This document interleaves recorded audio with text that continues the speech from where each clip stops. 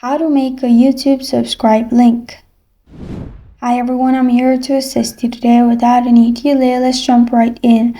First, open YouTube and log into your account. Click on your profile at the top right corner of your screen.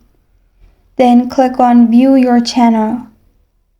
Your channel will open, and at the search bar at the top, simply that is your link. Select the words and right click, and then click on Copy. After you have copied it, simply open any tab you want to paste it in. Right click and then click on Paste.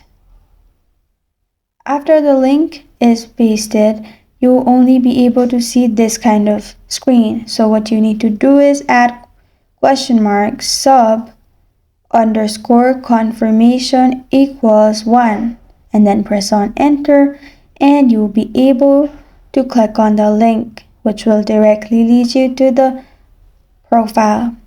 This is how to make a YouTube subscribe link. Thank you for joining me today. If this video helps you out, please leave a like and subscribe for more. Got a question or want to suggest the topic? Comment below. Thank you for watching.